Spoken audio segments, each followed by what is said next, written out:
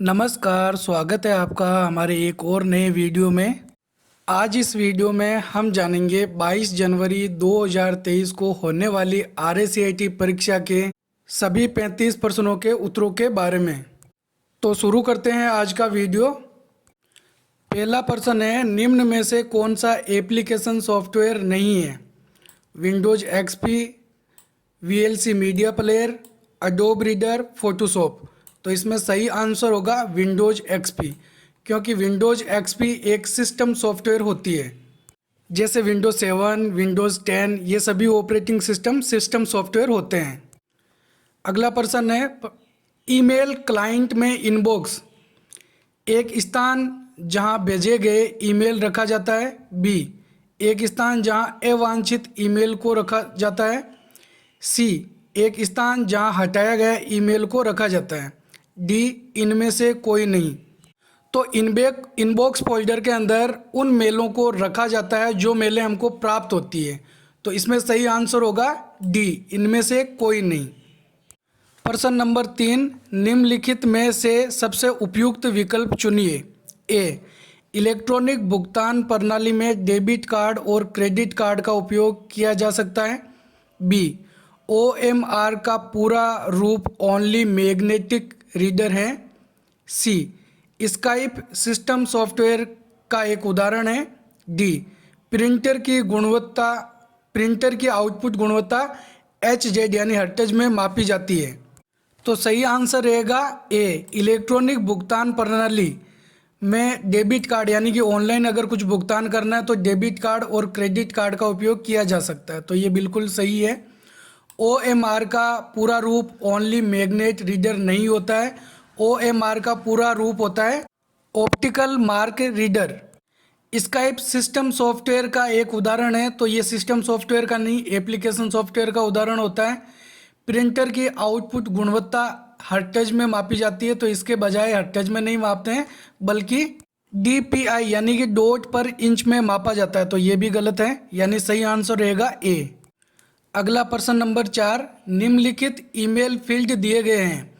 जब डी संदेश प्राप्त करेगा तो वह कौन से ईमेल पते को देख पाएगा?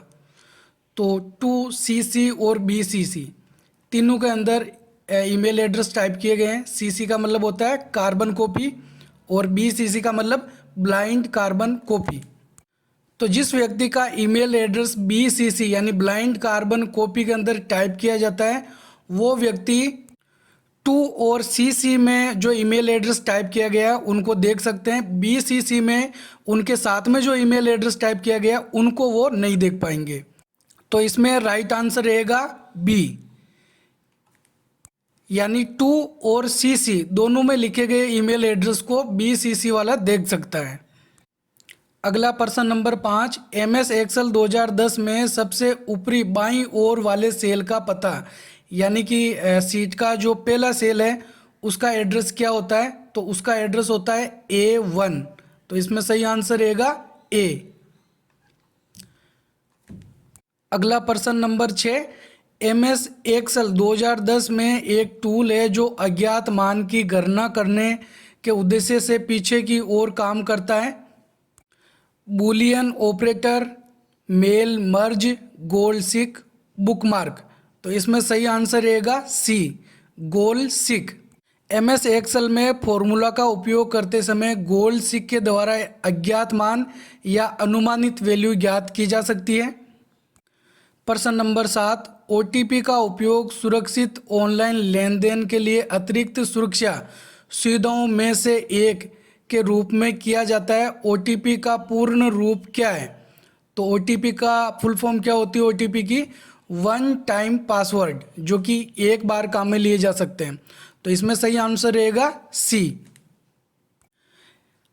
अगला क्वेश्चन नंबर 8, MS वर्ड 2010 में Ctrl+X और Ctrl+C बटन दबाने में क्या अंतर है? तो Ctrl+X किसके लिए काम में ली जाती है? कट करने के लिए, और Ctrl+C का प्रयोग होता है कॉपी करने के लिए। तो इसमें सही उत्तर रहेगा बी, टेक्स्ट को कट करने के लिए Ctrl+X का उपयोग किया जाता है और टेक्स्ट को कॉपी करने के लिए कंट्रोल सी का प्रयोग किया जाता है।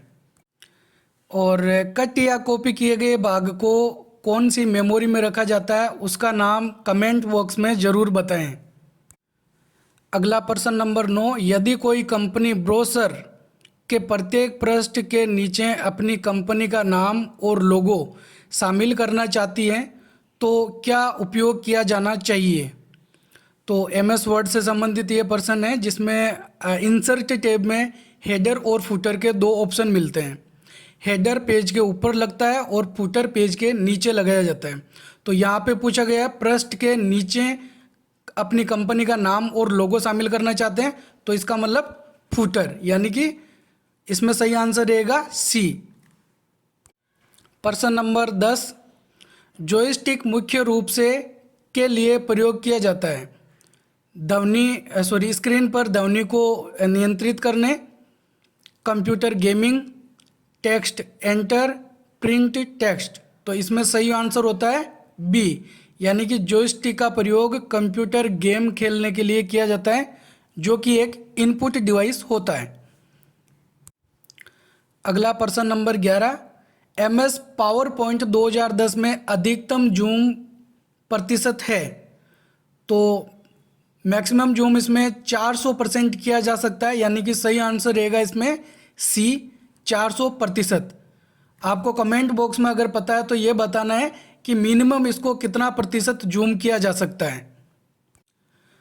अगला प्रश्न नंबर 12, कंप्यूटर का विशाल नेटवर्क जो दुनिया भर में लाखों लोगों को जोड़ता है कहलाता है? लेन, हाइपरटेक्स्ट, ईमेल या इंटरनेट? तो दुनिया का सबसे बड़ा जो नेटवर्क है वो नेटवर्क है इंटरनेट। तो इसमें सही आंसर रहेगा डी, इंटरनेट। प्रश्न नंबर 13, वेबसाइट का एक मुख्य पेज होता है जो वेबसाइट के बाकी पेजों के लिए एक द्वार के रूप में कार्य करता है, यानी कि किसी वेबसाइट का जो मेन पेज होता है, मुख्य पेज, उसको कहा जाता है होम पेज। तो सही आंसर रहेगा बी, होम पेज। प्रश्न नंबर 14, एक सीडी में फाइल कॉपी करने की प्रक्रिया कहलाती है? Storing, कॉपिंग, burning, pasting?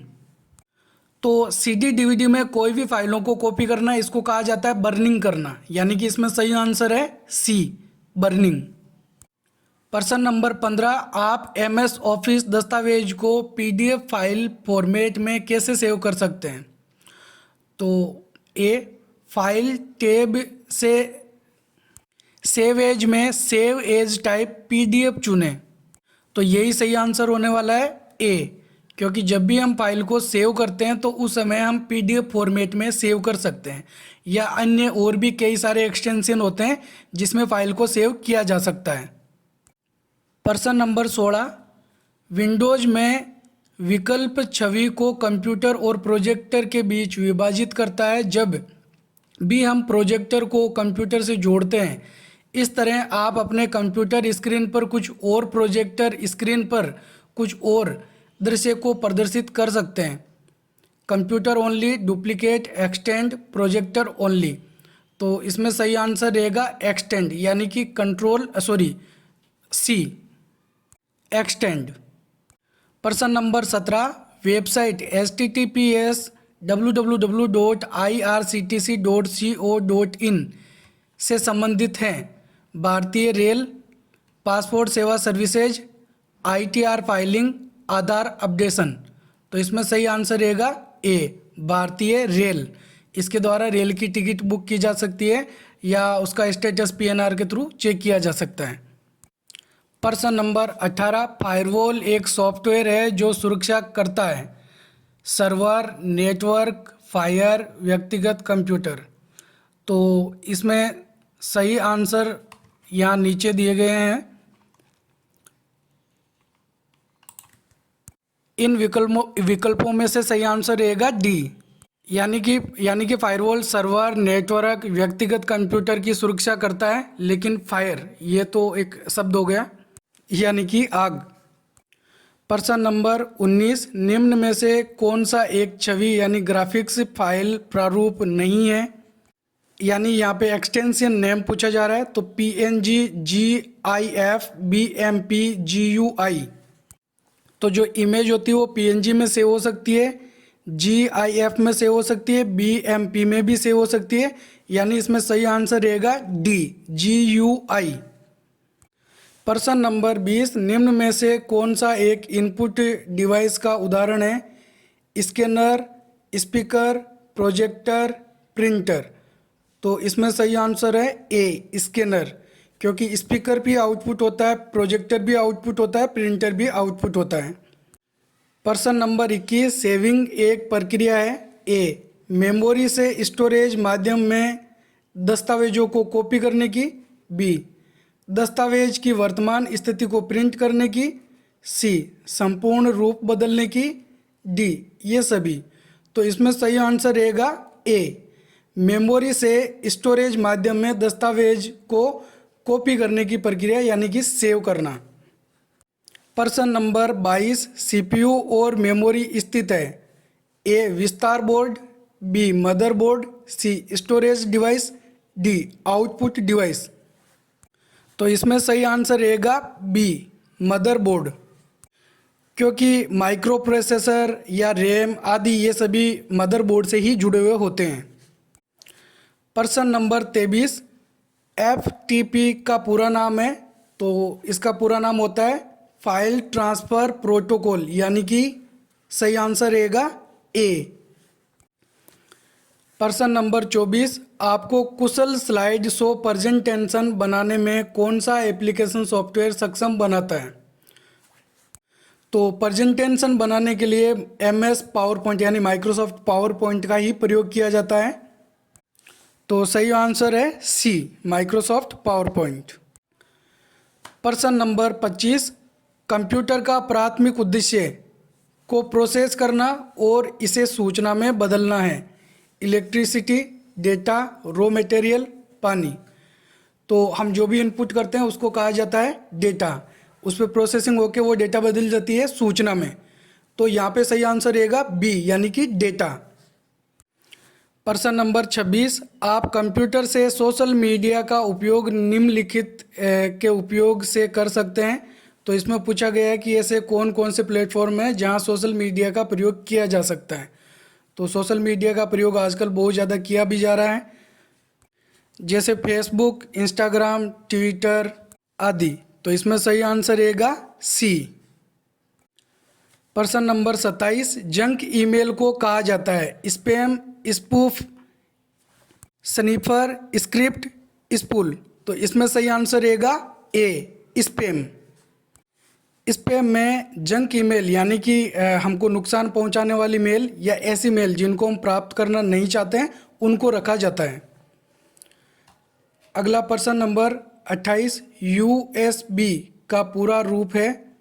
तो USB का पूरा नाम होता है यूनिवर्सल सीरियल बस। तो इसमें सही आंसर रहेगा ए।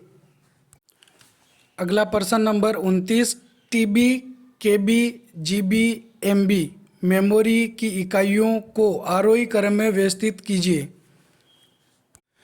तो इसमें सही आंसर है सी TB यानी टेराबाइट, उससे कम GB यानी कि गीगाबाइट, उससे छोटी MB यानी कि मेगाबाइट और उससे कम है KB यानी कि किलोबाइट। प्रश्न नंबर 30, कॉम्पैक्ट डिस्क रिकॉर्डेबल यानी कि CDR एक हैं। A read only disk, B write erase rewrite disk, C semiconductor disk, D write once read many यानी कि रोम डिस्क।